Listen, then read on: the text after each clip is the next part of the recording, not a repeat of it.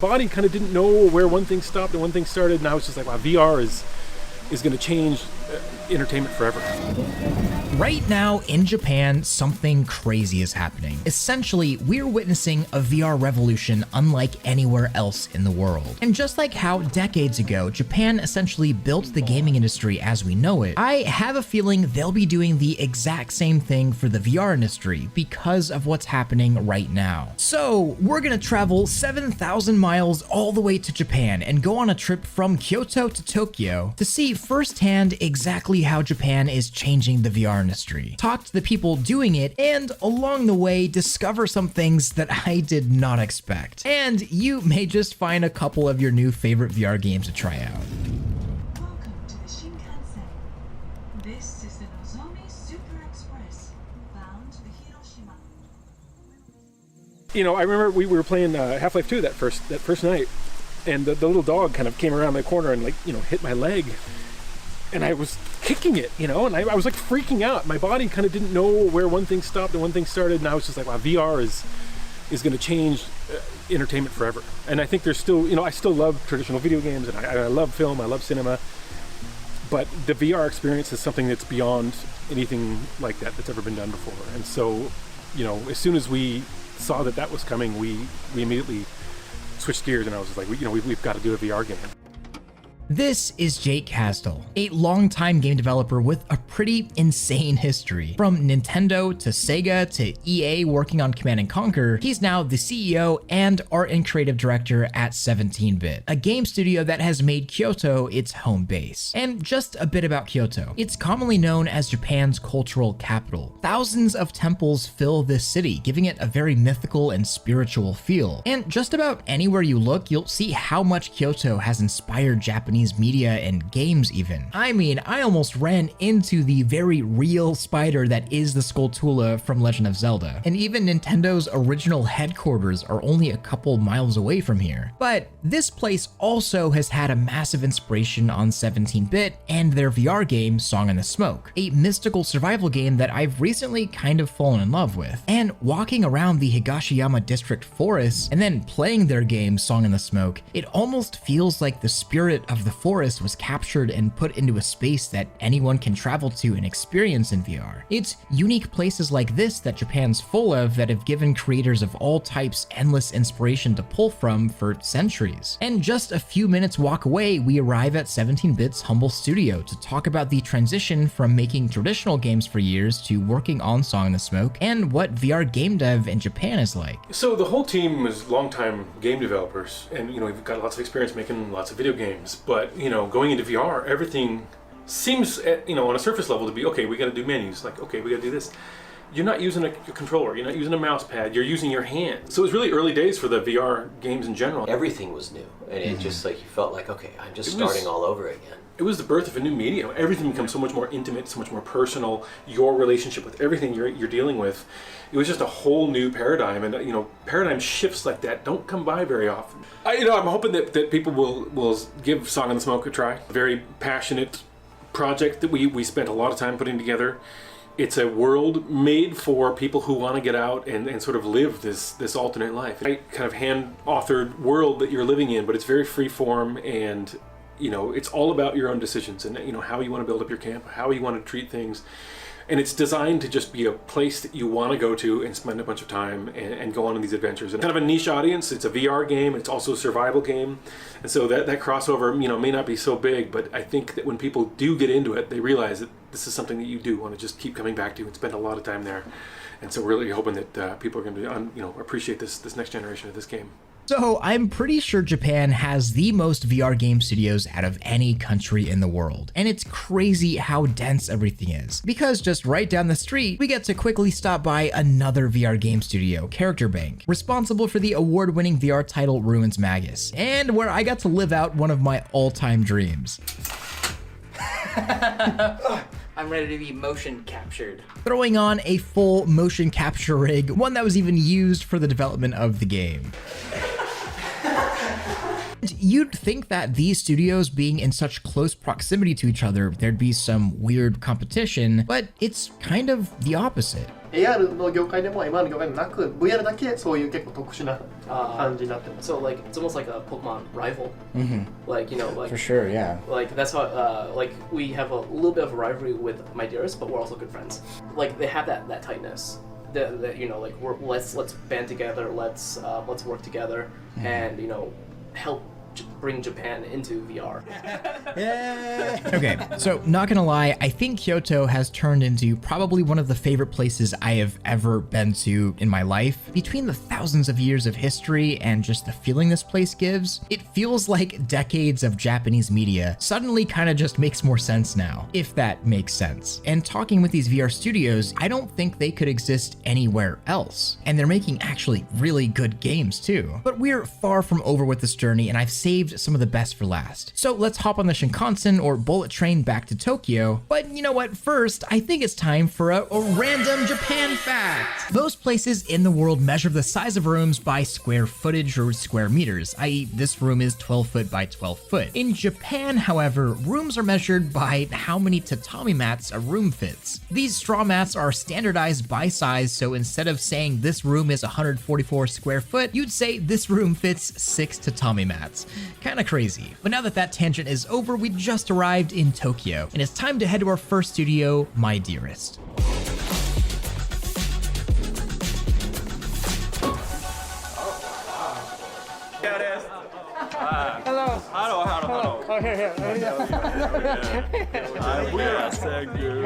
So our company founded in 2016. In the 7 years history, the first 3 years was hell. They told us we were crazy to make like a visual novel on VR. It's like you are making a niche in a niche that's not gonna sell at all. It did.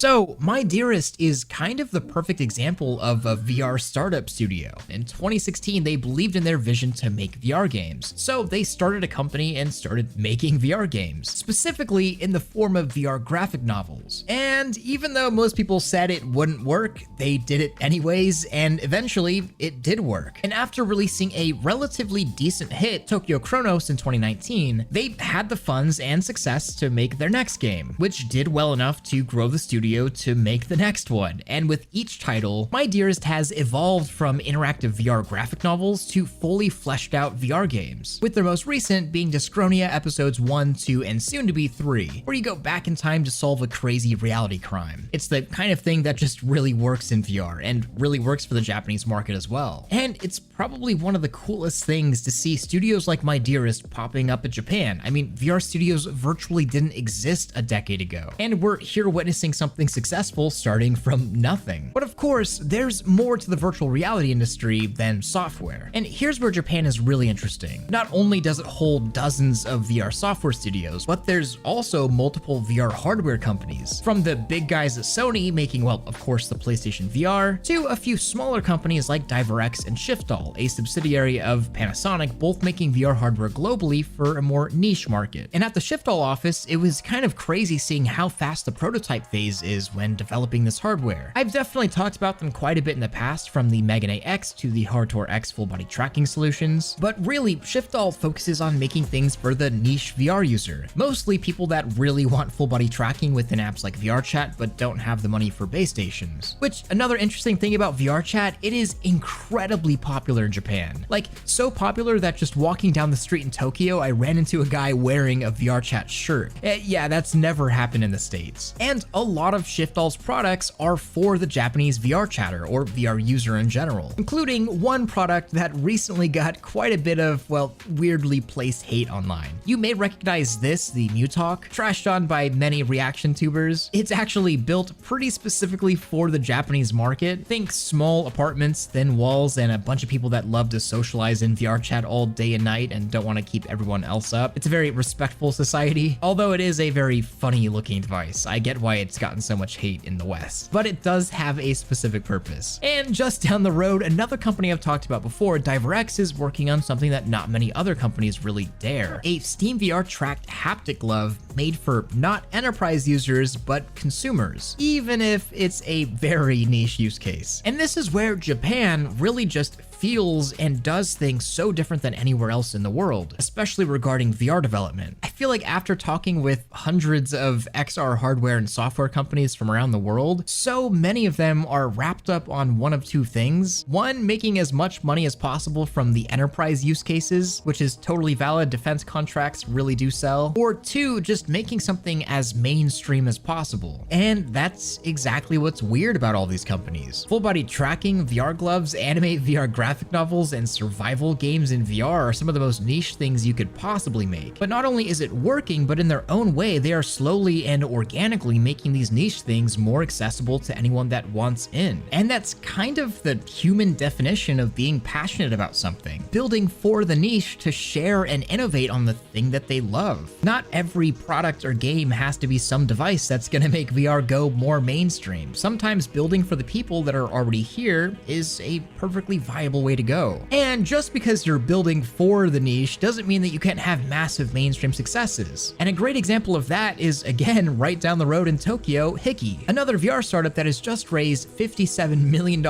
in a Series A funding round. And their entire business is building massive virtual events. You may recognize them as VCAD or Virtual Market, and that's exactly how they started. Hosting and curating virtual events within VRChat, eventually breaking 1 million attendees in a single virtual event. Of course, bring in foot traffic and you bring in massive sponsors like Disney. And they're now building VR cloud services to bring these events to even more people. And the weirdest part about all of this is that I went to 2 hardware manufacturers and 4 studios all making crazy VR stuff, and they're all within a 3-hour train ride. Some of them even just right down the street. There's just nothing like this anywhere in the world. But beyond that, I think my real biggest takeaway is something that I didn't really expect. Even though I'm 7,000 plus miles away from home and the culture, surroundings, and language couldn't be any more different than what I'm used to, VR and its possibilities and the passion for it is kind of like this universal language that connects everyone everywhere, in VR or out of it. And coming to Japan and seeing how much excitement and passion there is for VR, and how many companies are striving to really make a difference by just building what they're passionate about, really filled me with a lot of excitement that I think I've been missing lately. Recently, everything has kind of felt like this weird race to mainstream. Like increasing headset adoption to get more users in VR is the only thing people care about. But so much of the industry has kind of forgotten about the people that are already here, the people that already love VR. And maybe it sounds weird, but talking with these developers made me feel less lonely, I guess, regarding my passion for VR. There's other people out there that feel the same about this thing that I do and that we do, and they're dedicating their lives to it, all because of that passion for the possibility, building and sharing worlds and experiences, bringing people together, and building the hardware that does it, all while practically being neighbors doing it, working together towards a common goal. And this isn't even counting the massive companies in Japan that are doing this on a larger scale like Sony. And when you do factor in Sony, you've got all ends covered, the mainstream and the niche.